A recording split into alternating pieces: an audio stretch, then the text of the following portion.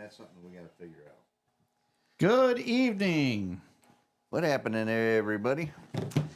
Welcome back. My son's with us this week. We didn't think that he was going to be here tonight because he had to go see the doctor today, but they got done with him early. They told him to get out. Thankfully, because I don't drink all the time, and Notice he said all the time, and I don't smoke, and I'm not on a bunch of medications. So my post or pre-surgery visit was seamless. Yeah. So that pays to be healthy. Yeah. Yeah. So, matter of fact, I got back here and I started getting everything. I still haven't took my wrist badge off. Yeah, that's right. You do have that on there. Yep. And then you go see the doctor, what, next Tuesday? Then next Tuesday I get my surgery, and I won't. Well, I don't know. It depends. I probably, if I am doing a YouTube on Wednesday night, I'm going to be very stiff. Well, you don't know. It might go smooth and you won't have any problems. I hope. Yeah. So we'll see what happens. And that's what they make Jack Daniels and Jameson for. Well, that's what they make painkillers for. That's true. I'd rather have the pain pills. No, I'm not into pain pills. It make me sick. Agitate my stomach. Everything agitates my stomach. Yeah, that's why I wouldn't do the pain pills. Mom got really sick from that whenever she had broken foot and they were giving her those pain pills. That was not good for Mom. She was not doing well. So, all right. Looks like we got all the gang back. Hopefully we get a couple new guys this week like we did last week. Who did we have new last week? We had somebody that came on new last year, or last year. Well, it's almost last year. We have Adam Sarkozy. All right. I'm sorry if I mess up that name, but Kirkuzi? Krakuzi. I don't have my glasses on, so I'm squinting. Trying to think who else. And Jason said he's here. How come you're not here, Jason? There we go. Too cold for him. Make it bigger. Yeah, there you go. I still can't see it, but that's better than what it was. I do that. All right, Mark and Barb Timmer's not back on. So tonight, guys, what we're going to discuss is I don't know if my tooling maker's on tonight. I hope that he is, or his son is, because I know his son watches our podcast. But anyway, things are moving in a forward direction again with the new cylinder heads, which is freaking awesome. I'm so excited. I took so many pictures today, like a new papa. So because we got the heads that we have machined back on, or put them on a block, and we were checking intake manifold alignment and all that kind of stuff. Because if we're going to make any changes, right now's the time to do it. So we threw all the parts on an engine block and mocked it all up and tried a ram air 4 intake, a tri-power intake, a 67 cast iron intake. We tried the early and late model valve covers. We tried our valve covers. We tried the exhaust manifolds. We did the, what else did we do? Determined head bolt lengths, which is going to be pretty close to what a factory ram air 4 head is, except for the two end ones. Mine are way up high, so there's no way that I can put a short bolt in there right now. So anyhow, we got that going on, and so things are moving in a forward direction. Thank you. So I'm hoping, with keeping my fingers crossed, that Deke is his name, gets the drawings all finished up this week, gets all the corrections made that we need to do, and then next week, let's hope that the tooling is going to go back in their machine and get fixed. And then we can go ahead and get some more sample heads and then see where we're at. And I'm hoping that after that we're ready to start taking orders. So I know some of you guys have been after me, wanting to know about the new heads, and believe me, I want these new heads worse than you guys do. But unfortunately, this part of the process is the most painstaking because you have to get everything right, and you do that by making mistakes. And then you come back and you fix them. And I'm hoping now we have all the mistakes fixed, and it'll be the last time, and we can be ready to roll this year. So With that being said, that still doesn't mean that we're going to be taking orders for these things next month. That just doesn't work that way. What's going to happen now is we're going to,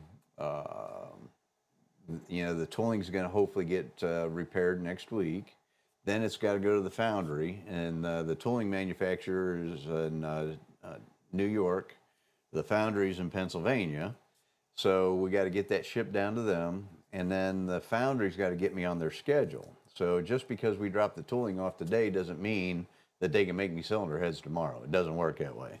I got to get on their schedule, just kind of like what happens whenever somebody comes to me. I can't, whenever you need an engine built, I don't do it next week just because you come by today at the shop. So same thing with the foundry. So what's going to happen is we'll get the tooling down there, get on their schedule, and my buddy Rich down there at the foundry, he's great. I mean, he's a really good guy. I don't know if he watches our show or not, but Well, he's not that great then. right? You know what? I can raise him, Rich, if you're watching, but I can't. You know what? I just can't watch him all the time. So, but anyway, he's really good, and so we'll get hopefully a couple samples. Then we got to get with the machine shop, and I don't know if Troy's watching tonight, but Troy's my machine guy for machining these heads. So then we got to get on their schedule. So this is a long procedure. Unfortunately, it's not something that happens in a week. Well, you know what I hear? I hear plenty of time to get a 67 Firebird up and going to test these heads. That's what I hear. Well, you know what? You started that channel. You need to get jiggy with it. I do. You need to get jiggy with it, son. Get your car done. You're like, you know what? Between my nephew and my son, it's like owning a bar and you drink it. All your profits go out the door. Yeah. So, but anyway, get your car done. We can put something on that thing, or we're gonna, you know what? Also, did you guys see the video I shared on what I did to fix the ram air forehead that blew out on us and hydraulic the cylinder? I came up with kind of a unique idea, and just dawned on me. I'm laying in bed and I'm thinking, how can I block the water passages where I don't want to put hard block in at? And so I came up with, believe it or not, bread and sugar. Did you see that? No, I didn't see the bread part. Yeah, I stuffed the top part of the ports or water jacket with bread, so it would limit so I could still have water going to the intake manifold, and then come down around the bottom. And what I did down around the bottom is I put sugar in there, and then I taped over top of it so the sugar wouldn't come out. And the only places I poured hard block was right underneath the two sets of intake ports. So the hard block is only about that wide on the head and around the bowls on the intake ports. So pretty proud of myself. That was a pretty ingenious idea, I thought. But it just come to me when I was laying in bed, and I'm thinking, I got to figure out a way to block this. And I didn't know, I was thinking duct tape and I don't know what all. I mean, I had some crazy ideas. But this one ended up actually working perfect. I was going to do a video today putting water in the head so you guys could see how the water flowed through the head now. But I was super busy today. Just couldn't get an opportunity. I had too much going on. So, but yeah. So. Ready for some foreheads, Joe Bass said. Yeah, buddy.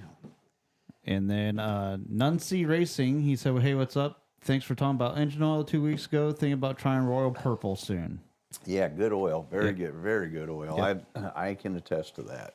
You know, I just watched a video myself with Speed Lake talking about engine oil. And believe it or not, the optimum oil temperature, which I bet most of us never reach, is supposed to be right around 200 and I think he said it was 250 degrees. So that's hot. Yeah, it's real hot. I was shocked to hear that. All oils perform best because of the additives they add to them, right around 250 degrees.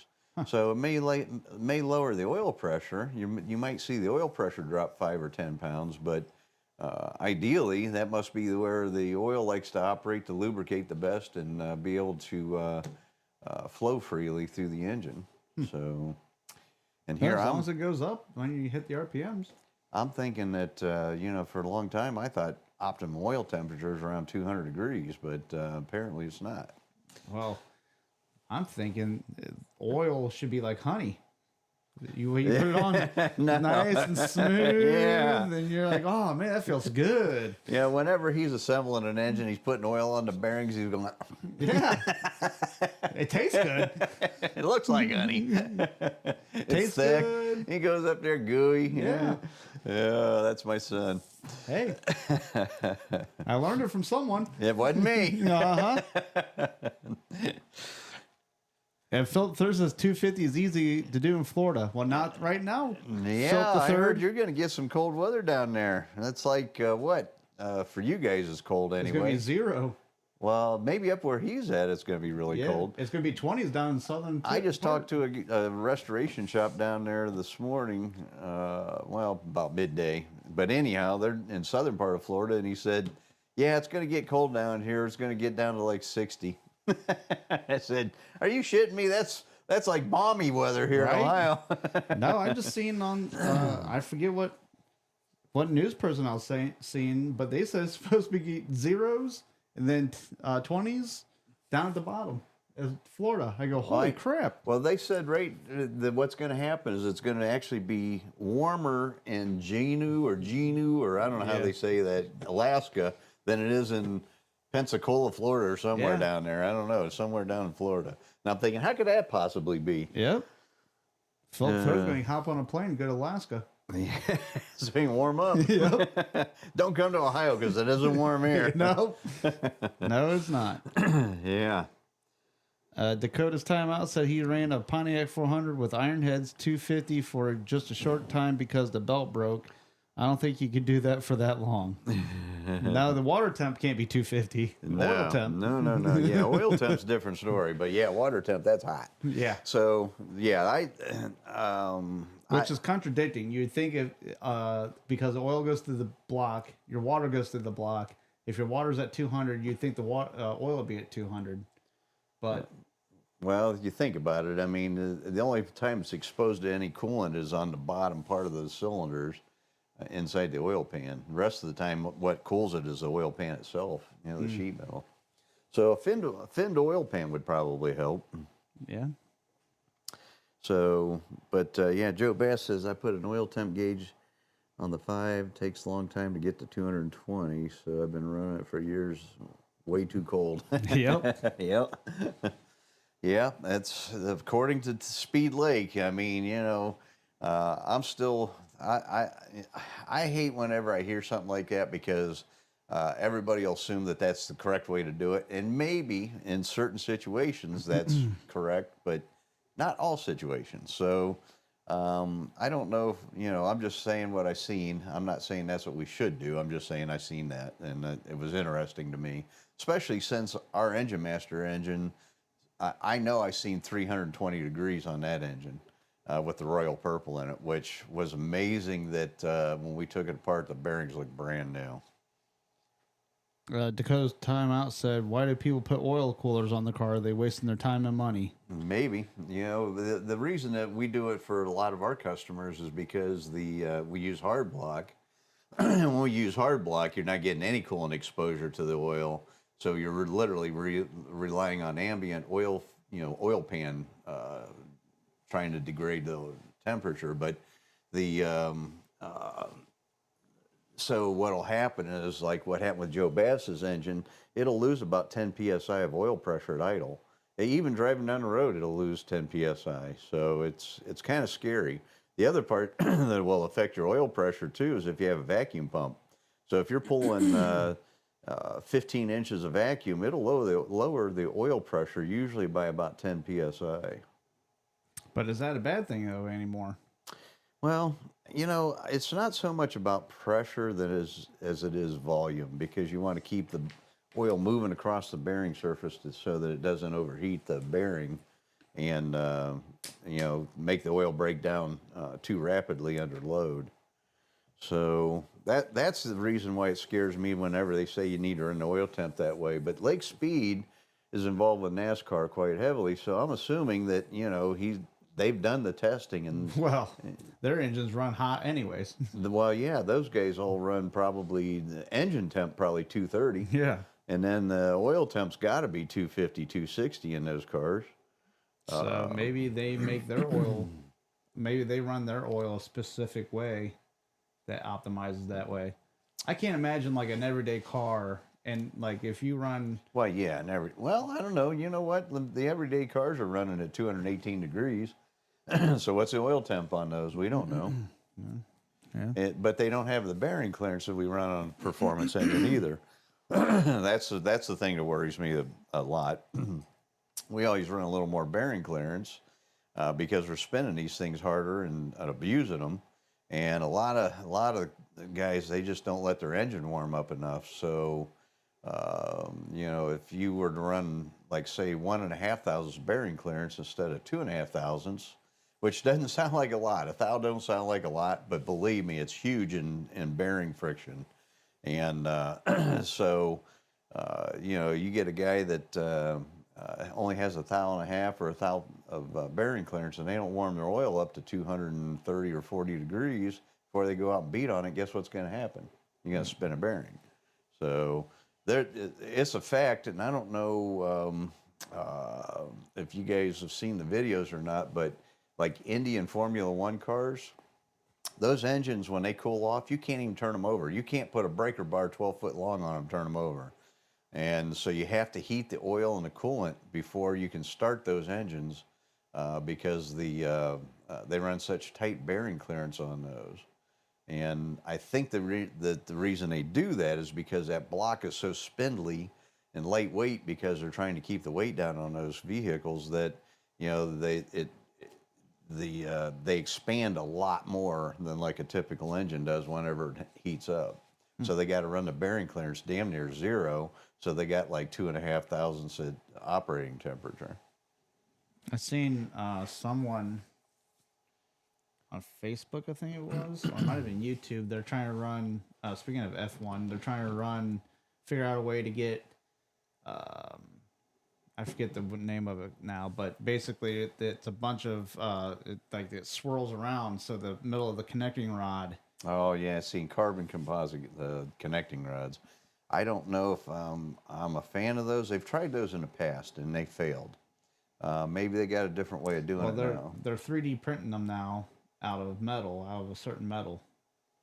And I don't know I forget what kind of metal it is now, but they went away from using the carbon fiber and all that stuff because you have to somehow glue them together. Well, this is all one piece now, and they're just trying to make them lighter. Yeah, I don't know. That's just that's voodoo to me, and I can't experiment with that. I don't have the budget to experiment. And they're with trying stuff to do like it that. with the pistons too. You know, something that dawned on me the other day, and I think they're doing it for diesels, and maybe somebody watching knows. Why don't they make pistons out of steel? Why do they make them out of aluminum? I know it's weight. Don't get me wrong. I get it. And apparently aluminum survives because it's been doing it for years. But I think pistons, if you were to make them out of steel, you could run tighter piston and wall clearance, and you could make the shell thinner and probably get the weight down on them. Yeah. Because aluminum, you have to maintain a minimum of 200,000 thickness on the piston crown or top, or it'll fail. And with steel, I would think that you could probably get that down to 100,000, cut it in half, and still be able to maintain strength. So I don't know. You know, I think they're starting to do that with the high horsepower diesels now. I think they're making steel pistons for them. Aluminum dissipates heat more quickly than steel. It does. Absolutely it does. And I'm sure that then probably why they're putting the steel pistons in diesels and not gasoline engines. But Yeah, because they want that heat. yeah, they need it to make power.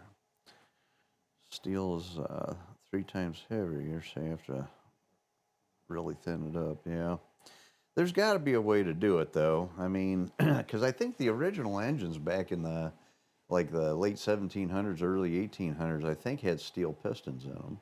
And of course, you know, they found out that they're heavy and that aluminum would hold up, so they started making them out of aluminum. But you know, Well, the Model Ts, they had aluminum pistons. I think so. I don't know that for sure though. I've never built a Model T engine, so I don't and know they what's cranked in those them. things over by hand. Well, they only had 6-to-1 compression back then, and they first originally started running them on alcohol. Yeah. So, but yeah, that there's all kinds of, you know, and the other thing too, everybody thinks that roller lifters are new technology and gapless rings are new technology, or 2 rings per piston is new technology, or thin rings or whatever. No, this stuff's been around for years and years. I think they had roller lifters back in the 1800s. And actually, I think, you know, again, it's kind of like that piston thing. They started out with a roller lifter, and then they realized that a flat tabbet lifter would survive, or they had a material they could make it survive, and it reduced cost, I think, is what what the lifter thing was about. But yeah, and you know what? That's a good question Dakota asked, because we found in the Engine Master Challenge, believe it or not, heavier pistons made more power through the RPM range. Now, I don't know about if you have like a Pro Stock engine or a Formula One engine where it stays at, you know, at the maximum RPM for a long period of time, then heavyweight probably does matter. But for what we were doing in the Engine Master Challenge, because you were pulling from like 2,500 to 6,500 or 3,000 to 7,000, it actually made the average horsepower and your average numbers better with heavier connecting rod and piston. And we found that by accident. We broke our good motor, and it had all the lightweight stuff in it, and we put another engine together with parts that we had at shop, and they were all heavy, you know, heavy rod and piston, but we used the heads and cam and everything, and the engine actually made better numbers across the board than our real high dollar engine that we built with all the lightweight stuff.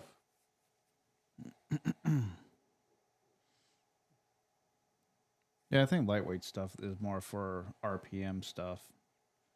I think it's for sustained high RPM, because, you know, you got to think about that load. You know, that piston's not only traveling down that piston cylinder or, you know, block bore, but it's got to stop and change direction. Right. So, and when that happens, that inertia and load is just tremendous, and that those heavy parts have got to be stressing everything. So.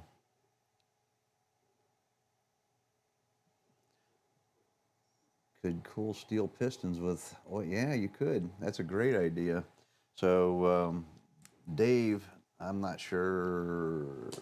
BOP shop. Yeah, so anyhow, that's a great idea. So, you know, right now what they do is they do have connecting rods that have an EDM hole in them that oils the piston wrist pin, and you can actually make it so it comes out of the top of the wrist pin bore in the connecting rod too, and spray the bottom side of the piston, which cools it. And so kind of like a piston oiler that in these new LS engines and like the Ecotech 4-cylinders and stuff like that, they run a lot of compression. And that's how they do it. They're cooling the piston with squirters. Yeah, speaking of compression, I didn't realize my truck engine has that's a high compression engine. Yeah, it's 11-to-1 probably. I think it's like 11 and a half. I don't know if it's that high. It's high. Well, you know what? The Toyota Prius, and maybe somebody on here knows, but I think those things are 13-to-1. 13-to-1. And they're running unleaded fuel. Yeah. So that's crazy. But yeah, so, and then I know a lot of you guys watch David Vizard too. And David, he swears you can run 87 octane with a 13-to-1. Well, I think he even says higher than that. It might even be, and I might not have my numbers wrong here, because I don't get a lot of time to watch all these things. I'm scrolling and it'll pop up and it'll catch my attention, because it'll say something stupid like 17-to-1 compression on 87 octane. Is that what? I got to look at that. So I'll go back and look at it. But David Vizard swears, I think it's 13-to-1 you can run an 87 octane. Now, how he's doing it is he's using I think, meth water injection, which is a great idea to cool the cylinder temperature down, and it slows the flame front. So water doesn't burn, so it's going to slow the flame front, and alcohol has a higher octane. So it makes a lot of sense. I think that it'll work, but man, I tell you what, you better know what you're doing and have it tuned perfectly, because if you run out of go juice, you won't even be able to idle the engine home. Yeah, it's 11-1.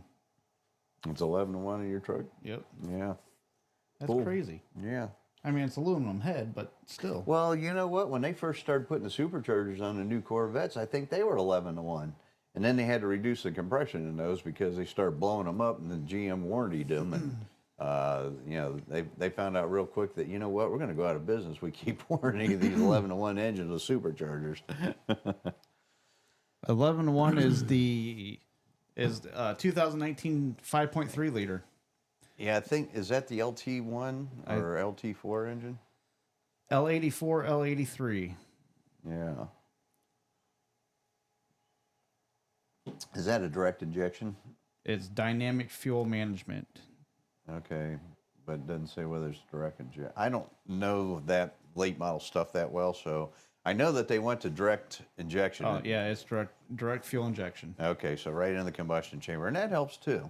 So you know what? You don't have fuel clinging to the port and dripping into the cylinder. So if you can atomize the fuel inside the combustion chamber and not have any liquid fuel, you could probably get away with it. Well, you are getting away with it. You're driving your truck every day. Yep. So, well, I run premium in mine, but because I did notice that when I was pulling my camper, it runs a lot better. With premium? Yeah. Yeah, I'm sure. So Phil says that now you can run 13-1 naturally aspirated if the volumetric efficiency is 80%. You can, because that obviously you're not getting enough air into the engine, but it's kind of hard to get an engine to run at 80% volumetric efficiency with 13-1 compression, I would think, only because whenever you increase the compression, it makes the engine more efficient. And you get more bang for your, per BTU of fuel. Well, you better get real with the Lord here with the L82 and L84 engines or whatever the hell these things are called, because I'm going to be putting a cam in mine here soon, I have a feeling. Why? It's starting to get that tick. You getting a noise? Yep. Well, you better get you some Rizzoline and mystery Marvel mystery oil and whatever else you can put in there. I'm going to try and make it live as long as I can. Well, they say the reason that those lifters fail is because the oil changes, and what that means is maybe you're doing your oil change when the light comes on, but if you wait till the light comes on, it's like 7,500 or 8,000 miles. And realistically, oil should be changed every 3,000, 3,500. We did that for years. Now all of a sudden they're telling you can go to 7,500, 8,000. Some of them you say 15,000 miles on an oil change. Not gonna happen. I won't do that. I changed my oil. It doesn't quite reach. I'd say it's about 5,000 miles. But again, I'm running Royal Purple oil in it. And when I drain it, it still feels like it's brand new.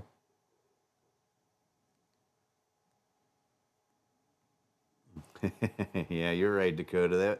That wide lobe separation, but that's going to help you, believe it or not, with 11-1 compression. But you can run 11-1 compression with a 108 or a 106 lobe separation with aluminum head, no problem. Jason said 5,000 on the diesel. Yeah. So and 5,000 on a diesel. That's even a long time for a diesel. Diesels get fuel wash real easy, especially if you let them idle much. Yeah, because like I changed my oil like soon as the weather breaks, soon as it starts, like it'll still be chilly outside, and I'll change my oil, and then I'll change it again right whenever the weather breaks again. So what I tell my customers, I don't drive that much. Well, I was going to say what I tell my customers, because they hardly put maybe 3,000 miles a year on their car. So what I tell you to do is whenever you change the oil in the spring, don't change it in the fall.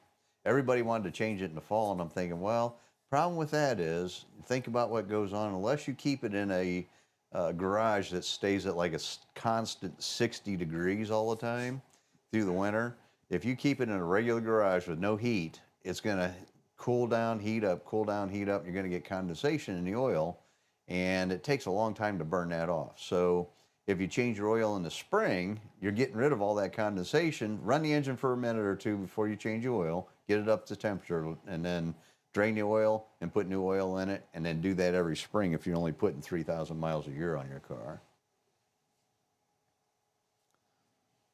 Wide lobe separation can help with higher compression. Yeah, absolutely, Dakota. That's what happens. You end up, and then the other thing is too. You got to remember, you're not building the same kind of dynamic cylinder pressure with a wide lobe separation either. So I think I've given you the illustration before. With a tight lobe separation, the lobes are close together, but you got a long distance over here that they're closed. Okay, so it does increase the overlap and it makes them open together. But when you widen that, see what happens? Now it reduces this over here, so that reduces cylinder pressure.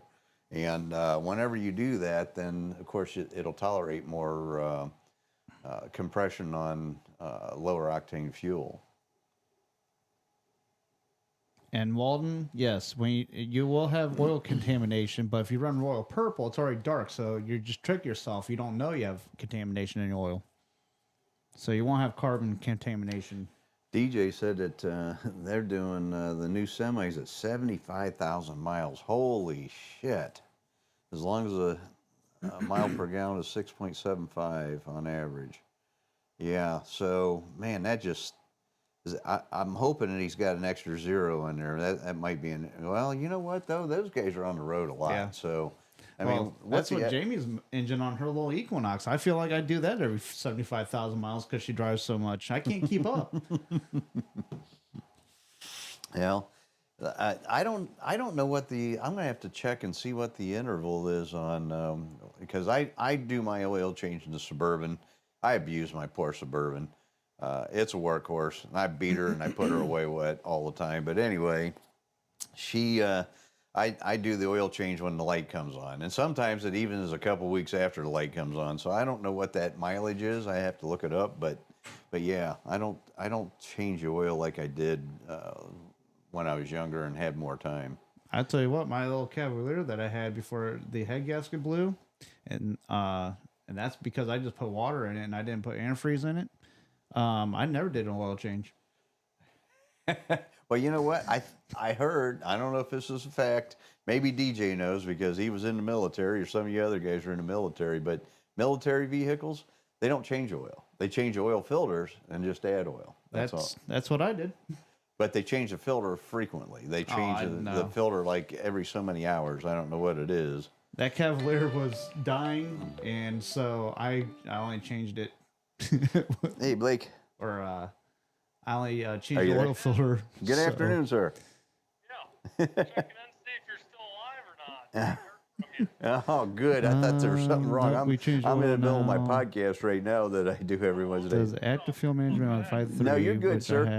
But I appreciate you checking in, brother. Four-cylinder. Yes, Mark Timmer. I would find a way to get rid of the fuel management. That's what I did on mine. Because typically the lifters that give out are the ones that are it piled ones up that big drop time out there. When it goes to four-cylinder. So all right, that's why I got rid of mine, because 2016 to 2000, well, even the newer ones, some of the trucks were brand new coming off the showroom floor and they were dropping lifters. So get rid of that V4 crap because it's not good for it. Yeah, when it dropped the DOD. They make a little module you can plug into your OBD2 connector, and it'll disarm that DOD. I did that because I don't know if you guys remember a few years back, the summer that Mom broke her foot. Remember I pulled the transmission out and rebuilt it in the Suburban? Yep. And so anyway, we did that in 2 days? Yep. Yeah, I tore the thing apart, rebuilt it, put it back in 2 days, and I did all that work because I thought my low gear was going bad in my transmission because it was shuddering whenever I came to a stop and took off. And all it was is because of the DOD in my engine. Yep. And so that was a learning curve for me. And then poor mom fell off our porch and broke her heel. And the day that I just got the transmission back in the truck, and thank God, because I had to go pick mom up at the hospital, and she had this, she couldn't move. I literally had to pick her up and put her in the truck and pick her up and take her in the camper, and it was bad. That was a bad year for me. We didn't get to go to the beach. Nope. You guys went, but we didn't get to go. Well, we were already down there. That's right. You were down there already. Yeah. Yep. So yeah. But yeah.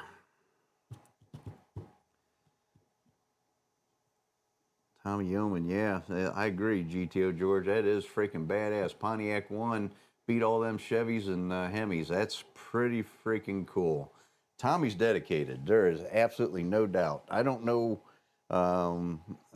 who funds his projects, but he's got 2 Pro Mod style race cars, and that is not cheap.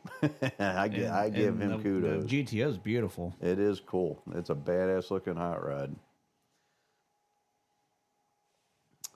LS engine Pontiac. Pontiac would have got you to the beach. Yep. That's right. Yeah, Mark Timmer, I used a SCT tuner, which you can buy off the shelf, and it has the function in it to turn it off. And you can go in there, you can play with your transmission shifting pressures, and you can go and put a 93 tune on it if you want. They have canned tunes on it. That's what I ended up doing because I didn't want to get the OBD thing because at the time I heard, I think it's Range makes them. I forget the company that makes them now, but they were having a lot of problems with it was screwing up other things. Yeah, I only ran mine for a short period of time, and then we used HP Tuner and deleted it, so I don't have it on truck anymore. It did affect my gas mileage, though. I have to admit, my fuel economy did drop by about 0.7 miles per gallon. I was going to say, mine on the highway did not drop at all. Around town, it dropped. But on the highway, I still got the normal, like if I was cruising down V4, which I was shocked. Yeah, mine... Well, I put it on there for towing only because I didn't want it to go into V4 while pulling a camper, for sure. Yeah, it's not good for towing. But if you put the towing button on it, I don't think it allows it to do that. Yeah, but they recommend you don't do that. Really? Yeah, because it makes your transmission heat up. Oh, well, no, if you don't do that, it makes your training heat up. But what it does, it overheats the torque converter. I also did the bypass on my transmission, so it's open all the time for the cooler, like old school. GM put a thermo coupler in there. Can't be on. Yes, we are. And it would open and close. It opens at 180. Well, when it's at 180 and you're pulling something, it goes up to 250 like really, really fast. So I took that out and I bypassed it. And now I just have basically an empty housing. Yeah, so my transmission doesn't have that on there because you told me about that, and I'm thinking, oh, do I need to do that to mine? But I don't even have that on there. They added that later, so yeah. That's something new. But yeah, I don't have that. But well, DJ's tow mode still allowed it to go into V4 when he was pulling his car back from ZZP. Huh. Yeah, maybe the newer trucks it does. I don't know. On my truck, whenever you disarm that, I don't think it allows it to. So the SCT tuner that I have, Mark, I paid, it was like $400 for that. And then you can clear codes, you can check engine codes with it. So it's not just a tuner. But also what's nice about that is if you have someone that makes a tune for your car or truck, you can put it on through that tuner as well. You can download it from the computer onto that tuner and then put it on that truck. So you do it through a laptop or is it a handheld? It's a handheld. Okay. And so that one's a little pricey. It's definitely more expensive than the Range. I think the Range is like $150 or something like that. But you get more options with it. And it gives you digital readouts. Like I can keep an eye on a lot of different things with that scanner. It plugs into your OBD2. They give you a little mount. You can put it on your window, and you can watch it while you're driving. And then the transmission bypass, which I highly recommend for anyone that has a truck like mine, it was like $35 for the parts, and it takes an hour tops to do it. You can slide underneath your truck if it's factory height. You can slide underneath it. It's one bolt. You pull it off, and then you wiggle the lines out. You take the there's a little C clip. You pull that housing out. You put the new parts in, shove it all back in, put it back in, and you don't even lose transmission fluid. It's easy. I recommend now. Right now, my training temps only get up to 80 when it's cold out, but like during the summertime or if I'm pulling anything. Good evening, Michael. It only gets up to like the highest I seen was 160. Really? Yep. So that's another thing too. What do you think optimum transmission temperature should be? Well, I know they claim it has to be like 200 degrees or something like that. I think it is. Yeah, 190 to 200 is the optimum for transmission. Because when I was researching all that, yep, I seen it. So yeah, because I was concerned about mine because my transmission runs right around 190 all the well in the summertime. In the wintertime, it rarely sees 160, but in the winter or summertime, I was noticing it was getting up sometimes up to 200. It would go like 204, and I'm thinking, oh man, my tranny's overheating. Yep. So I looked it up, and that's optimum, 190 to 200. Yeah, yeah. So, actually, they want you to run it nowadays with 200 is what they want you to run it at. Yeah, because it has synthetic oil in it. Yeah, but if it goes to 220, you're cooking it. And when you're towing something, and when you're moving, it's not that big of a deal because the bypass or the thermostat is open, and so you got the wind blowing across your radiator and pulling it off. But as soon as you stop, it shoots up. It skyrockets. Yeah, because you don't have that ambient air running across it. Yeah. So Mark was asking if he's not a mechanic, so you think he can do the thing that you were talking about for your training? Oh yeah, absolutely. Okay. Yep. So yeah, I mean, it just takes general hand tools, don't it? They're probably metric. But all I used was a pair of pliers and a screwdriver. Really? Yep. You didn't even have to have a wrench? A socket to take up the bolt off, or a wrench. Okay, what was it, 10 millimeter or something? Yeah. Yep. So there you go, Mark. You can do that yourself. Yeah, because I thought you were going to, because the way the lines go into the block, you look at it and it's one of those smushed aluminum lines, and they go up. They have little O-rings, and smushed aluminum. You mean flared? Same thing. And so smushed aluminum. One of them smushed aluminum ones. And it has. I'm sorry. There's two 10 millimeter bolts that you have to take off. One holds the lines on, and the other one holds the thermostat up against the transmission. You have to take both those off, and literally it just pops right off. Yeah, cool. Don't lose your O-rings. Yeah, kid, and if they're nicked, don't put them back in. Go buy new ones. But yeah, I mean, there's tons of YouTube videos on there that go way more depth than what I did. But if you have questions, you can always email me too. But it took me 10 minutes. But I also watched 3 videos, and I've done stuff like that with the transmission before as well. But the good part is too, your truck's in the air, so you don't have to jack it up. Yeah, I didn't have to jack it up. Right. I mean, I just slid underneath and I did it. Right. I mean, and like I said, the part, I'll have to look it up and email me, Mark Timmer, if you want to do it, and then I will email you the part. I forget the name of the transmission company that sells it now, but basically they sell you what the thermostat looks like, but it's all hollow. And you just take that stuff out, you put this stuff right in the same order you take it out, put it right back in, button it back up, and you're done. Ready to rock and roll. Yep. So Mr. Poncho said, can you run E85 on a 10.5 to 1 iron head? Yes, you can. Actually, you could probably run 11.5 to 1 with a E85 with an iron head. It's they don't rate alcohol and like ethanol, methanol the same way they do like gasoline with like a rum or an octane rating. They go by BTU, I believe, is how they rate alcohol. But it's equivalent to approximately 115 to 120 octane. So, yes, you can definitely run. And the cool part about methanol and ethanol is it cools the combustion chamber, and which is, I think, part of the benefit of why that the octane rating, if you want to call it that. Like I said, I don't believe they rate it as an octane, but I believe that that's why you can run so much compression with that. DJ said Transgo or Sonex. Yep. It's actually Superior Solutions, Shift Technology Products. DJ says screw E85, go E98. But E98, I don't know if you can buy E98 at the pump, can you?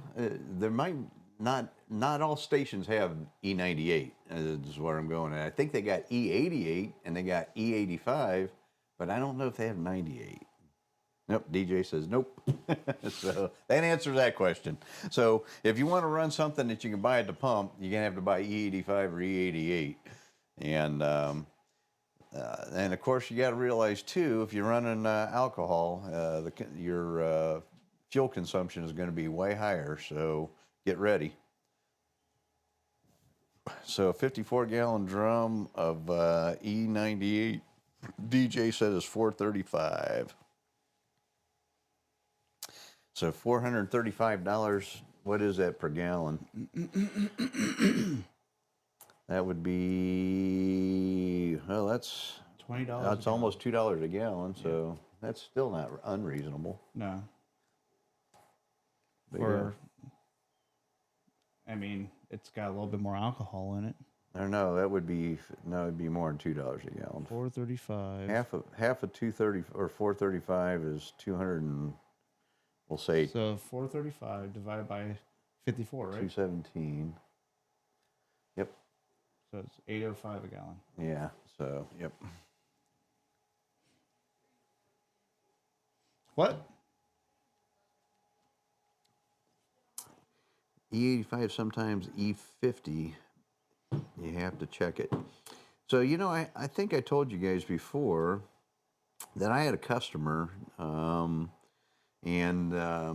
he's anal about his fuel. And so he went around to all the service stations and he bought all the grades and the E85 at all the service stations.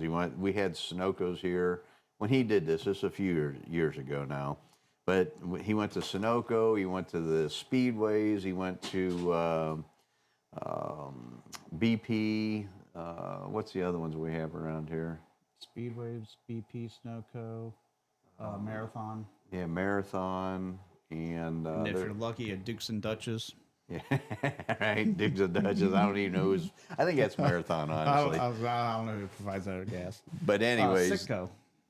And then, but he went around to all the service stations and he got a sample of fuel from every one of them and sent them in. He labeled everything. And believe it or not, all of them, the octane rating was higher than what they advertised, which was kind of amazing. And the content for the E85 stuff was actually higher than 85%. And so I think the only reason that they put gasoline in E85 is so people don't drink it because it's ethanol. It's corn. It's moonshine. You can drink that stuff if it didn't have gasoline in it. Gasoline, you can filter that out with a sponge. Can you burn that off? I don't know. Can you redistill it? And no, I don't mean filter it through your kidneys. Was it summertime when you did the test? It was, yes. Yep, it was summertime. So what do they do for the winter gas? Do they put more alcohol in it? Is that what makes it less? No, they put other additives in it that makes it so that it'll combust easily, so that your cars will start when it's really cold outside. I don't think it's so much for like when you're driving around, but what it does do is it makes you use more fuel because it burns easier, and so you burn more of it. And boy, do I. Well, I also let my truck run for about 10 minutes because I'm pampered and I don't get into a cold truck. So you hit your remote and let it run for a minute. Yeah, 10 of those minutes. Oh. Yeah. So, well, I do the same thing. I'm not gonna lie. I do the same. I go out and I get in my truck. I'm like, heated seats are on. Then I got to hurry up and put it in drive because if not, I'll fall asleep. Well, I can tell you right now, with the weather we're having right now, I'm with you. It's 5 degrees right now. That Oh, yeah. sucks. And it's going to get colder. So this morning when I was going to work, I looked at my thermometer one time. It said -7. Yep. Did you see that? Yep. Yeah. I thought, you got to be shitting me. I can't believe how accurate the thermostat or whatever does the reading on these trucks for outside temp are, because what's really cool, because where I live, you're going through valleys and you go through fog in the summertime. And it'll change. Yeah. And it changes like that. Yeah, And it it's is 10 pretty degrees quick. difference. No, you're right. I've seen it. It's because I'll be driving home sometimes, and for whatever reason, out by the shop, it seems like it's colder than it is in Akron, probably because of all the heat from the lights and traffic and everything. But anyway, it'll change 2 or 3 degrees from out by the shop to the house. Yep. Global warming. Yeah. Hell yeah, give me some of that. We need that. Right? -7 in New England. Whew. Yeah, well, we were -7 this morning. Yeah. And last night, I don't know what it got to. I think it got to -12 or something. I don't even know. I couldn't even tell All you. I know is I got out of my truck and I walked up my steps to the house and it was going crunch, crunch, crunch. So you know it's cold when the snow's crunching under your feet. Yeah. Right now? So 1 degree right now feels like -8. Well, my phone lied to me. It said we were at 5, but that's okay. Mom's praying for another snow day. Yeah, she is. Oh, boy, that's going to bum Mom out. She C85, isn't that what no, Raven's not using that. He's using C25. That's what it is. Yeah. But yes, 79Z28 asked if you ever played with Yeah, that. that C85 is probably a methanol or ethanol, but I haven't played with any alcohol. I did try one time. I bought a alcohol carburetor, actually a conversion kit for my Dominator on my engine. I couldn't get it to run right. And the reason I did that was because we used to race go-karts and I had a drum full of methanol and I wanted to burn it up instead of using it. Well, I ended up selling it to my buddy and he made windshield washer fluid out of it. Can you separate the gas from corn liquor by adding water like they do to remove ethanol from pump gas? Well, Michael said they use C16, not C25. So I thought it was C25. And he better still be rocking that straw hat. That's a signature. I don't care if there's 40 inches of snow out there, Michael. That's how we identify you. The day that he doesn't have that straw hat on is the day that is not good. I've seen him one time without a straw hat on. And Well, yeah, he has his helmet on. he must have been putting it on. Now you say that. But it was at Norwalk, and the poor guy, he was all burned up from the sun. I mean, he had it was red from here down. From here up, it was all normal color. Oh, he was just trying to get evened out. Oh, okay. That could be. 10-bolt Pontiac Grand handle, 2,500 foot-pounds of torque. No siree. I've tried it, and they usually only last about 50 feet. With a sticky tire. Now, with a regular street tire on, you'd probably be all right.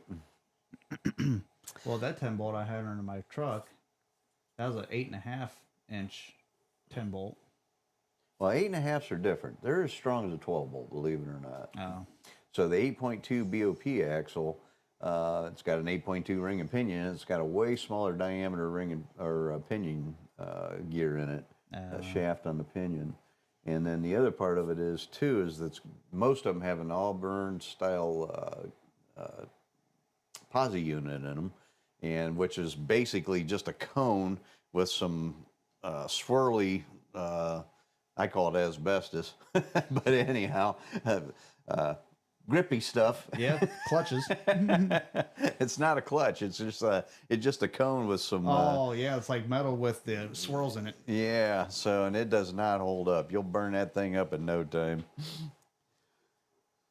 So, 20 inches of snow, but still, I didn't see that part of it. Yeah, anyone got a party at Norwalk this year? Honest question. No, hey, yep. You know what? We all need to hook up this year. I'm going to try to make that happen. It was we've been discussing that for a little bit, and I got to get a hold of Pete Woodruff and see if I can. First of all, what we'll do is we'll see how many guys want to get together in the same pit area, and maybe I can sponsor one of the classes or something, and Pete will be so generous to allow us to rope off a pit area for all my customers. And that would be freaking awesome if we could do that. So we'll see how that goes. Right now, I have not done anything to make that happen yet because I've been so busy with other things, but that's a possibility. And if not, then we can still party together anyway. Mike Mithen and the Raven team, those guys are all partying every year, man. They run campers and stay there at the racetrack all night, all weekend, and because they're from the other side of the world, so they have to. Yeah, they're 13 hours away. Yeah, they got to stay.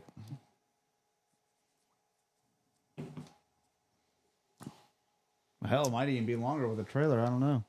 Yeah, so well, I appreciate that. We'll keep keep watching the show. We'll definitely update everybody here on the podcast and let you guys know whether or not we're doing that or not. But yeah, that is a definite maybe. I want to make that happen if I can.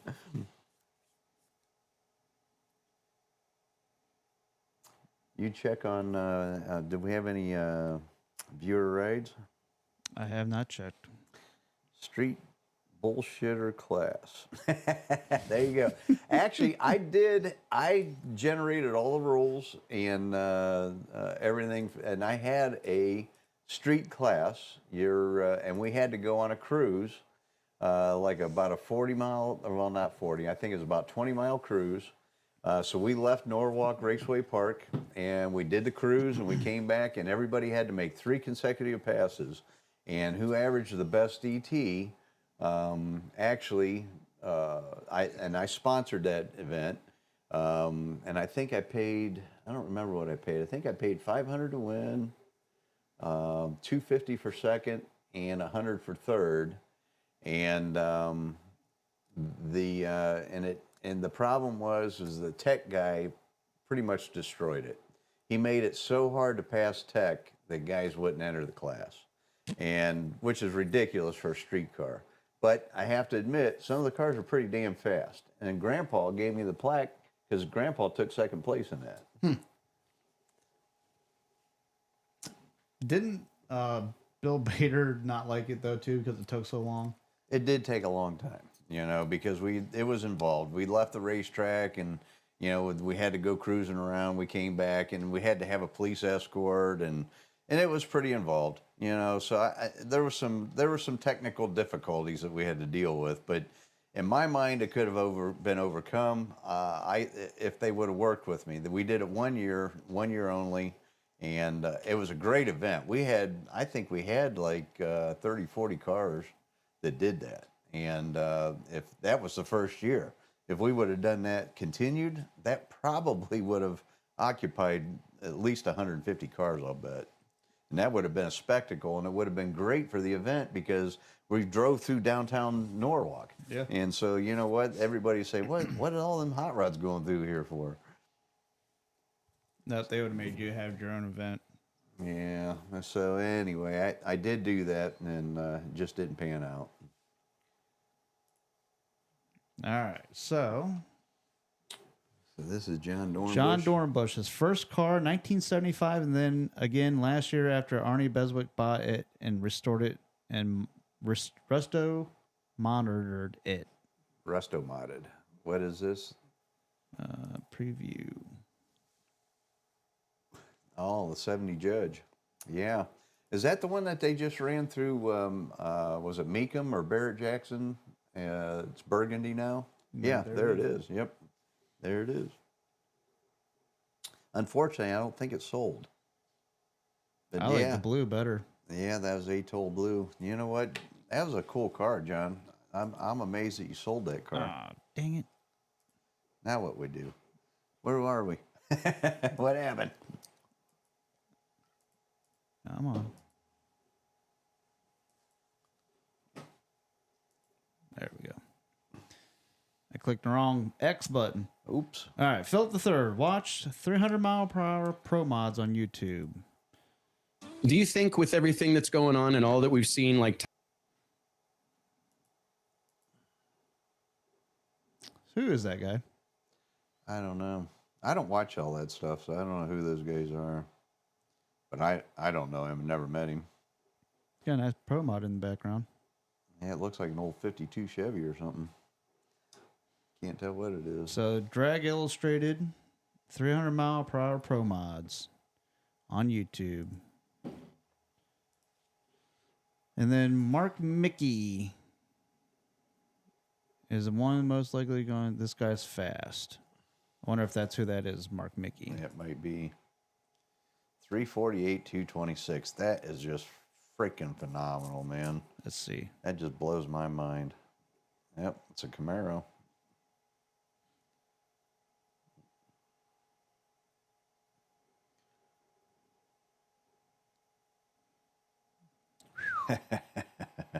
That is freaking hauling the mail. Just think, Top Fuel Cars didn't run that just probably 10 years ago. Watch 1972 Pontiac Firebird Formula. I love those cars. 70s, 73 Firebirds are awesome looking cars. Yep. At least the guy didn't do like the Mustang people and go out there and wrap that thing around a pole. Right? Professionally cleaned. Oh, boy. Uh-oh. Oh, Oh, yeah. We've there seen it this is. one already. I'm surprised he didn't. Did you see those videos of his, he's killing me with that roast he's cooking. It I looks know. delicious. Yeah. I can taste it here. I just want to know what he did with the head. It's a Boston butt. Well, you don't do the head. You just do the butt. Oh, paving street with rubber. And nothing got sent with it, though, unfortunately. Perry. Perry's on an airplane right now. I seen he posted on Facebook. He said he's not going to be able to watch the show. Have to watch it later. Ah. Yeah. Plowing with a TA. There we go. Who is this? Tom Bob sent this. Someone's plowing with a Trans Am. Nice. That's pretty cool. I like the headers. 79 or 80. Now that's style. You know what? I guarantee you get a bunch of plow jobs with a car like that. And Philip Third sent a 73 Trans Am. Yeah, I again, like that color. those cars are awesome. I should have probably kept that 70 I had. Yep. Oh, well, there's a lot of cars I should have kept. Yep. I've had a lot of cool stuff. Problem it. Yep. Yeah. Yeah, that was a nice car. Not a 57 Corvette's got this intake. Dual quad. It's pretty trick. Check out that frame in the background, yellow and orange. Yep. Hey, I got a 64 327 Corvette engine if anybody is in need of one. I believe it's it's a solid lifter engine, so I don't know if that was the 340 or 360 horse. I don't know. Oh, look, they made the farmer. Yeah, that's pretty cool. Yep. Yeah, I like that. That's a good idea. I think John Dornbush's buddy restored that for Arnie. Or he did some of the work on it. I'm not sure if he did the whole restoration or not, but I do believe that is all of it. them?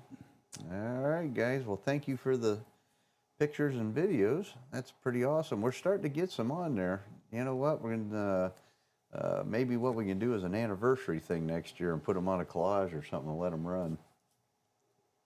Yeah, because there's a bunch on there. Yeah, there are. But yeah, cool deal. Doofus Monkey said roasted mass hole.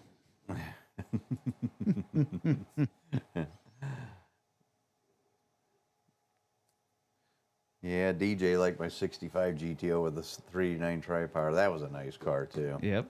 I made it too damn nice, so I didn't want to drive it. That was the problem. I do that. I make the cars too nice, and then I won't drive them. And then I sell them to somebody else, and they drive them and drive the shit out of them. Yep. But yep.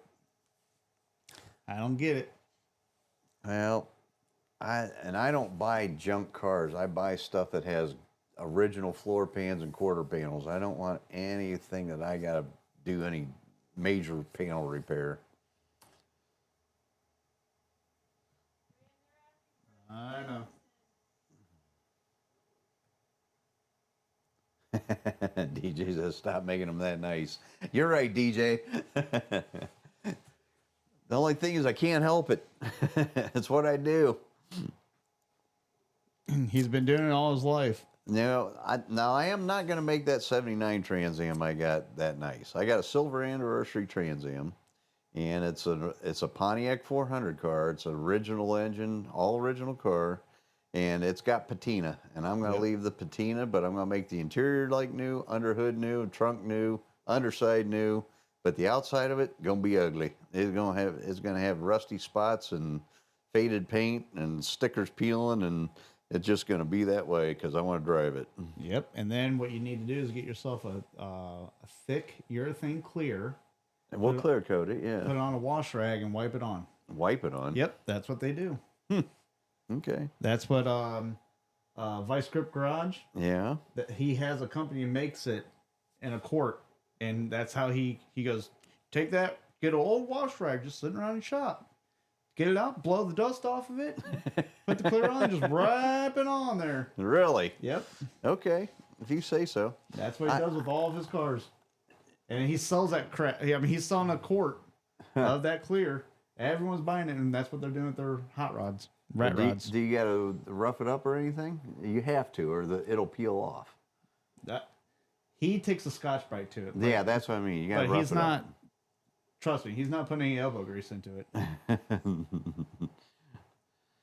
He will take. There was another car that he did, and he sanded it with 400, but he wanted more patina on it. DJ, that one in the barn's going to be that one's going to be a pro touring car. You've been trying to get that car for years. I told him he should have bought that before he put all that money in a Cobalt. Yep, I know. Now we got to talk him into buying a Pontiac bumpers for the Cobalt so he can go to the Pontiac race. I know. He won't do that either. Yeah, he will. He's already talking about doing that. Actually, I think it's just the front one's got to change, isn't it? The back ones are the same. He's got to get rid of the Chevy emblem off the trunk. Yeah. Well, that's easy enough to do. Yep. I got a chisel and a hammer. That's right.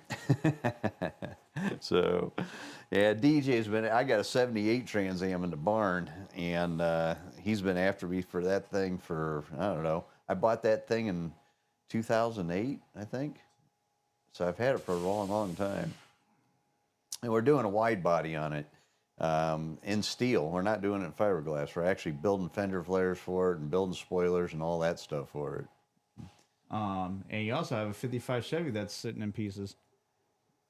DJ says 2010, but it was before 2010. I bought it about the same time I bought my shop because it was such a good deal I couldn't pass it up. I don't remember when you bought it. I remember going with you to pick it up because you got a bunch of other stuff with it. Yep, I got two cars. I bought two cars from the guy. I bought a '69 Le Mans and I bought that '78 Trans Am and a whole bunch of parts. Well, I wasn't with you with the Le Mans. I went with you to his garage at his house. Well, he lived over in Boardman, Ohio. And I remember picking the car up, putting it on the trailer, and then we loaded the car up with parts, loaded the truck up, the bed up with parts. That's usually how I buy cars. When I buy a car, it comes with a truckload. It's not just a car. Yeah. It just comes with everything. That 65 GTO I got right now, same thing. Or the 59 Catalina that you have. You have The 61 Catalina. 61 Catalina, yeah. You have hoods, doors, Yeah, glass, all kinds of stuff. I mean, I cleaned the guy's barn And I'm not out. talking about like just, we have like 8. So if anyone's looking for a glass for a 62, 61. 61? They might be same for 62. I don't know. I was going to say, isn't it 62, 61? No, 62s have, I think the doors are the same, but I got 4 doors too. I got 4 doors and I got. So he has pallets of this stuff. Yeah, I mean, the guy gave me all kinds of stuff with the car. Yeah, I didn't want it. I wanted the 61 Catalina convertible. That's what I wanted, but I got all the other stuff that come with it. So, and it's in good shape. Yeah, yep. So, but yeah, I got all kinds of stuff. And then there was something else. He offered me 2010. Offered it to me in 2010. That's when I bought the Cobalt. Yeah, see, you should have bought it, DJ. I told him, I said, don't buy that Cobalt. Yeah, but I want to. I know. And he bought another one. He's talking about buying another one. I know. He's addicted to those things. I know. He's buying them like chiclets. I don't get it. DJ, you're funny. What's that say? Email sent. Okay. So did he send a picture? Maybe he sent a bird out video or something. Let's check the rides here real quick. So what do you think, son? Do you think we should start our show a little bit later? Maybe at 6:30 instead of 6? I'm already falling asleep now, so sure. Well, the problem for me is I got a 40-minute ride home. So, you know, if we do that and we end at like say 7:30, I'm not going to get home till late. So. Right. Trust me, I know. Whenever we used to start at 7, I wouldn't get home till almost 10 o'clock. So, George, is that the car that you drag race now? Because that's a 74. Is that a GTO or Ventura? It's got the hood scoop and... This is actually from Dakota. Oh, okay. And he just sent this. Well, that's a 74 GTO, it looks like. I don't see the emblems on it, but it's got the hood scoop. Which is kind of cool they did that in 74. And they got a TA. Ah, nice. 75 or 74. That's 74. And you know how I know? Front nose. Nope. Go back to that picture. All right, so see the back glass? It doesn't wrap around. Wraps around. Yep. 74s don't. Yeah, well, the front end is a little different too. No, well, the grill might be, but they both have the black rubber bumper. Oh, yeah. See, I don't even look at that part. I look at the headlight and grill. But yeah, that's how you tell the difference between 74 and a 5. Ooh. Putting him together a hot rod engine. Old school out in the yard. I like it. I was going to say, I love it. That's what Grandpa taught me. Look at the ass slappers on that thing. Yeah, traction bar, them are slapper bars. That's a old school hot rod. That is old school. That is big time old school. Love it. I got to download this movie. Movie? Yeah, it's in a video. They call it a movie. No. So this isn't GTO George's stuff, though. No, he sent one. George. Oh, the 79 George's wives, TA. 79 TA, yeah. All right. So we'll get to that in a second. Yep, no worry.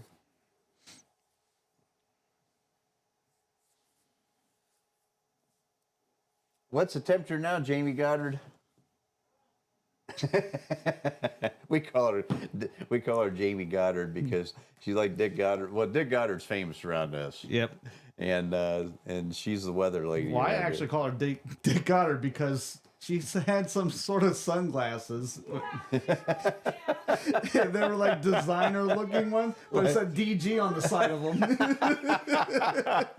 That's funny.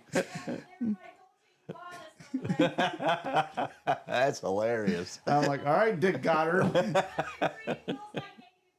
Oh boy. Was you with us when we went to Norwalk that one year? Dick Goddard was at the Sheets there on 18? No. Yeah. Yep. You would have got to meet him in person. Well, we were at Hartville the one time, and I forget why we just decided to go in, and just so happens he was doing the animal thing that he was always involved with. Oh, yeah. Yep. And he made a law in Ohio that you can't abuse animals, or it's a felony. The Goddard law, Yep. And so he was there doing that, and Who else was there? Somebody. I was all about Dick Goddard. And she goes, So that's the reason why we call her Jamie Goddard. yep. But then she goes, oh, he looks like your grandpa. He does look like Grandpa. He does look like my dad. I love Dick Goddard. I love Grandpa. Dick Goddard's a short little guy like us too. Yep. I think he's way shorter than us. I think he's only like 5'2". I think he shrunk. That thing's still not loaded? Nope. It's working on it. Bummer. Well, I All might right. have time to go get another beer then. What time is it? 7:16. Yeah, what the heck. Oh, I got a little left here. It's computer's acting up. All We'll right. get the GTO George. Oh, that's a movie too. Well, might as well start downloading that one. Might as well. Maybe by the time you get back to the other one, it'll be on there. I might have time for a beer and a pee. So how are you making out with the new intake manifold? Please tell me you're almost done. Oh yeah, I'm almost done. Don't lie to me. Just tell me you're almost done. Well, I told you what you wanted to hear. Yeah. Well, are you lying to me? I'm lying to you. Son. No, actually, I need to. I got people asking me about that all the time, so we got to get that done. It's pretty much. I got the rough design of it. I just. I think what he's doing is he's trying to tweak it too much. What happens with these CAD guys? They get in their own little world, and they just can't help themselves, and every little freaking detail's got to be exactly perfect. Well, I gotta change the bolt pattern on the intake. Well, that's important. We need to change that. I gotta change I'll that give you because that one. I made it to the Dominator. Oh, for the carburetor. Yeah. Okay, well, we're going to make the flange so we can So- put a Dominator or a 4150, remember? Yes. Okay. Then other than that, it's pretty much. I mean, pretty much done. Good. And our flanges are thick enough Yep. where it bolts on the head, and I think they're 5/8 if I remember correctly. we're not going to tell everybody right now, but did you put the feature on there that we want on the Not runners? yet. Okay. That's another thing I gotta add. All right. My biggest thing was I wanted to print off a flange, so that way I know the bolt holes are correct. Okay. Because unless I can get a model of the updated head that I can throw on there, and then I can check it that way as well. Because the Well- model that the original cylinder head model that you had from the other guy, the holes were off. Okay. Well, and that might have been because he had them off. So what my new head is to is the Felpro 1233 gasket, which is basically a Ram Air 4 gasket.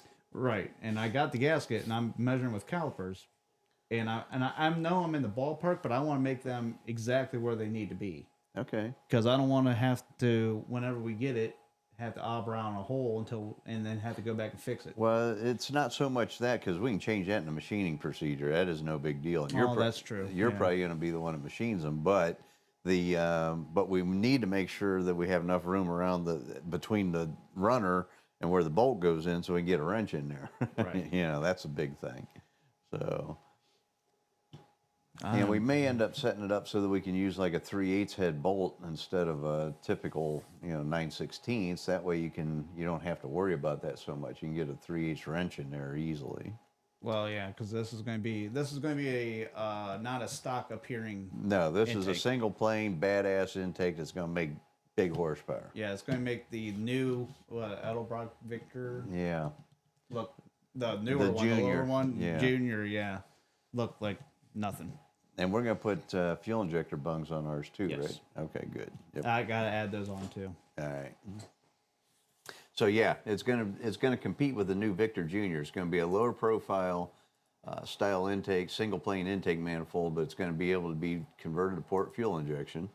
And I redesigned the runner so that it is more of a case of iron. Cool. What's that say on the side of that car?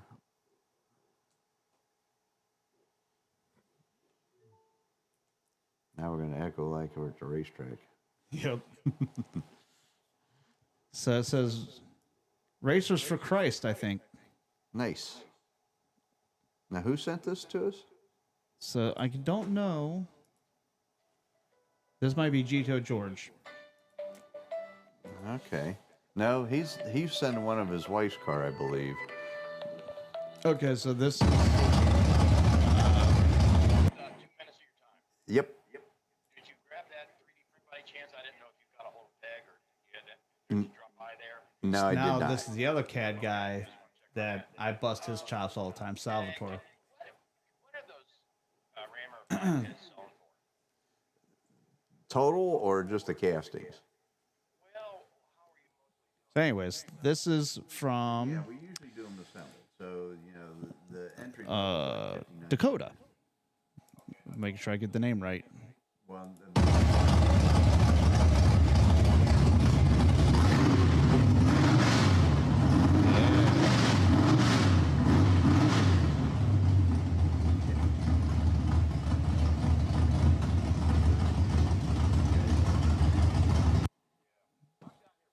That's cool.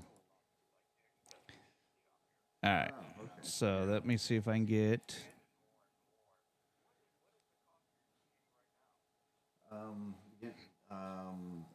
To get a machine. You know what? I'm on my podcast right now, so.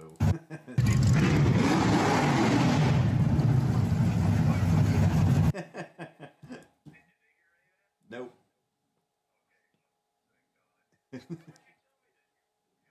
Well, you know what? That's what we do on Wednesday. So this is from GTO George. Damn.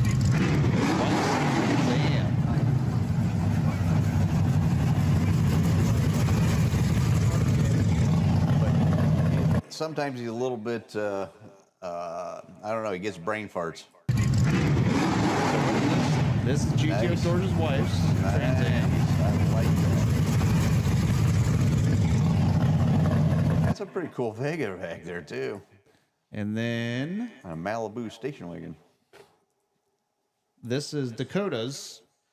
So his was the Racers for Christ, right? Yes. Okay, cool. Trying to get it to open again. Here, got Pontiac engine. And what is it? Like 64 GTO? I can't tell. I can't tell whether, yeah. Nova? It's something early. It looks like it might be a 64 GTO. So, got that shoved in there. Looking good. That might be the engines on the stand they assembled out in the yard. That could very well be. You know, I assembled my first engine in my bedroom, and I'm not exaggerating. No, he is not.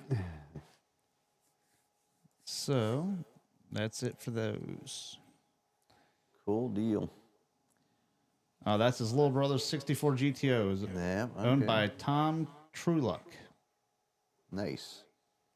Racers for Christ, a Christ racing organization. So that 79 TA had a 420M with a small blower on it. Well, of course, it's GTO George. He's got to have a blower. That's right. He wouldn't be GTO George without a blower. That's right. Well, cool deal.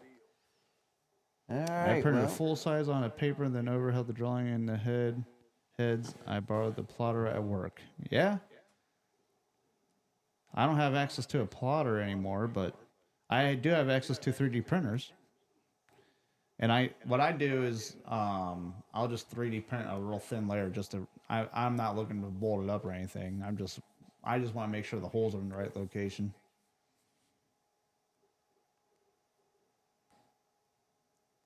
It is Yeah. a front yard engine, a little pitting in the bore, low budget engine, runs good so far. So, Rick Lynn, I do not have a spur gear, but maybe one of our viewers might have something like that. So, yeah, that any of you guys are here tonight and see or have that part, go ahead and let him know. But I do not have one of those. I haven't done one of them 4-cylinders in probably 30 years. Oh, and Doofus Monkey, he 3D printed his intake manifold runners yesterday. So we need to do a printed intake out of the carbon fiber, right? Is that what you're thinking? Well, we can. Yeah, we need to turn our speaker off.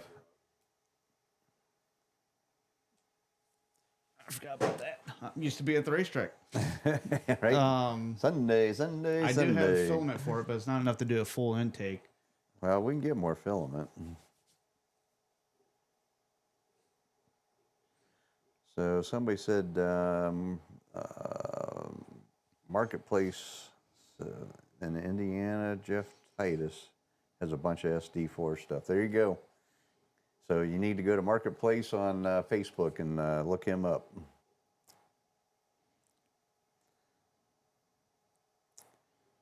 Cool deal. So the intake that we are designing should work for a 70 Trans Am with the factory shaker hood. Not. I don't know if it will or not. I can't tell you that. Now the other one, the dual plane intake manifold I'm doing, yes, it will work with a shaker hood. But the single plane, it's quite a bit higher than a factory intake. Didn't we determine that is like 1.5 inches higher? I think Well, it's lower than the Victor, but it's still higher than a factory. Yeah, it's like 6.5 inches tall from the bottom of the flange to the bottom part of the flange where it bolts to the head. So the top part of the flange to the bottom. So you, Dakota, you're going to be happy as all get out because I'm making that exact intake. We're making it so it'll feed at least 600 horsepower to it. It's a dual plane intake, factory appearing. It's even going to have factory part number on it. I haven't chose the number yet, whether it'll be a 70 or 69 Ram Air 4 intake number on it, but it's going to have a factory number on it. And we redesigned the intake runners so they're tapered and straighter. And the it's going to, like I said, appear factory stock, but it'll take a Holly or a Quadrajet, 4150. It won't take a Dominator.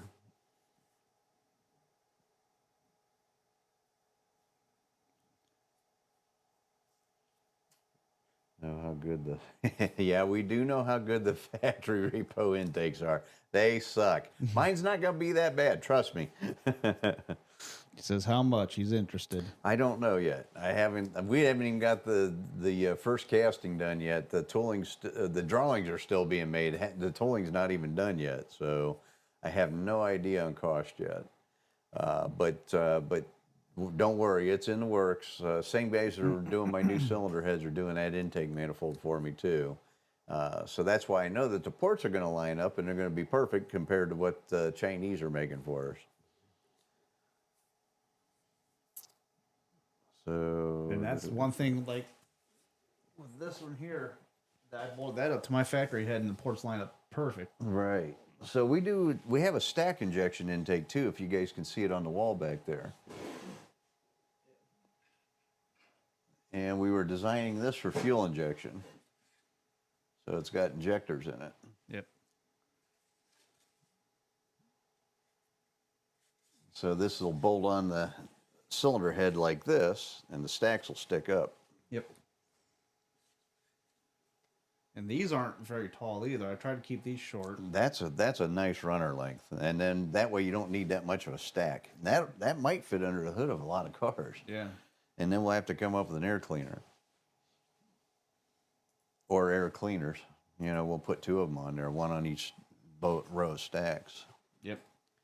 So, oh yeah, that I agree with you 100%, and that's why we decided to do it. You know, these new cylinder heads that are factory appearing, I should have done this 20 years ago because, man, I've had so many guys that were after me all through the years. But the thing of it is, I really didn't think there was that much of a market for it. And but apparently it's going to be well received. And thank you guys. I appreciate all your support. And I appreciate all you guys' patience too. I mean, I've been working on this project 7 flipping years. And when I started it, they told me it was only going to take 5 weeks. So I was lied to pretty bad. So Kinsler dropped the Pontiac stuff. Well, they probably weren't selling a lot of it. I mean, it's not something that we're going to sell a ton of either. I'd be surprised if we sell 2 of those intakes a year. Now, the other intakes we're doing, I think we're going to do quite well with. I think that they're going to sell 200, 250 a year. The single plane that he's working on and that dual plane I'm working on. The dual plane especially because so many Trans Am guys want a good intake manifold for their Trans Am that'll feed their engine. And there's nothing out there. Nothing except for the factory intake manifold. How much might your heads cost? I can't guarantee I'll buy a set, but I guarantee I will want them. I got lots of guys that want them. I got a lot of guys that say, you know what, you need to sponsor me. Yeah. I get that every day. I don't know on those yet either. I'm hoping to keep them somewhere around the $3,600 to $3,800 range complete, but I don't know yet. And they will flow roughly, we'll say, 320 CFM out of the box. So they're as cast, and that's and then we're going to offer CNC porting programs as well.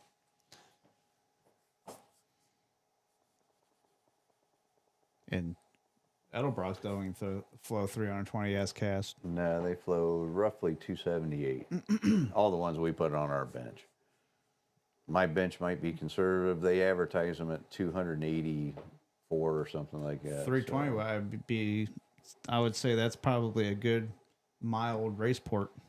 That is typical Edelbrock head with most of the guys porting that they do out there. So, and I designed the intake or the cylinder head so that we can make it a wide port real easily.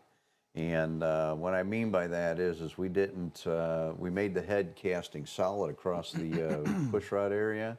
That way we can, if somebody wants to, we can delete the intake push rod tube holes, and you can drill them yourself and move the push rod over and make it a wide port.